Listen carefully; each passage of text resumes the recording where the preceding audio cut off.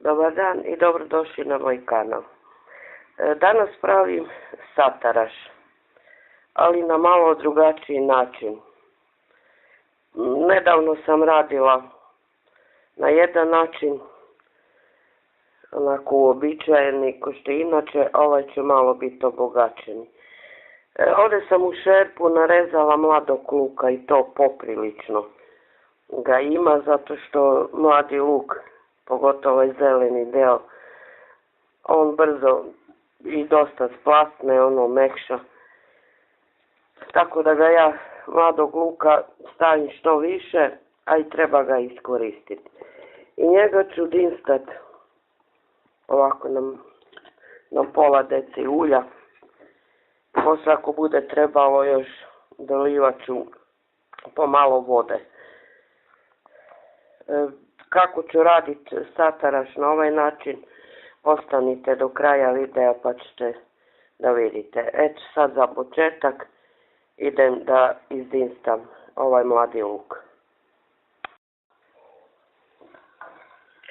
Luk se malo upržio i omekšao i sad ću dodati papriku. Evo, dodala sam papriku, ja još uvijek koristim smrznuti zamrzivača. Dolit ću malo vode, malo ću promiješati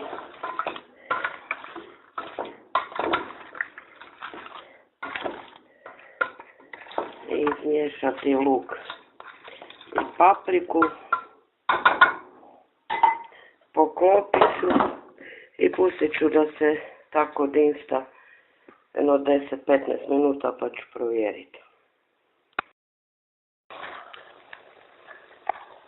Evo sad kad se paprika na pola udinstala, sad ću dodati paradajz isječen na kocke.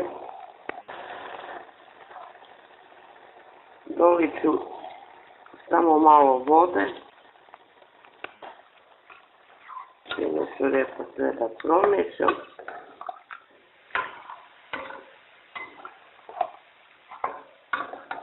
Količinu pojedinog povrća vi odredite sami.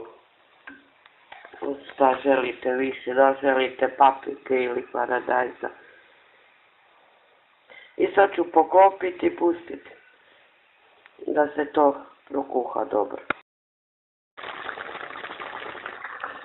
Sad kad se paradajz malo ukuhao, dodat ću jednu žličicu džumbira u prahu, malo vegete, malo soli i sad ću nepokriveno ovako da se prokuha kako bi mi što više ove tekućine isparilo.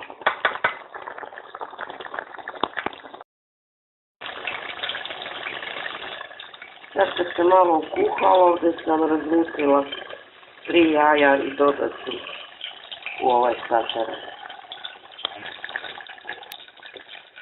Evo, pustit ću da se jaja ukuhaju.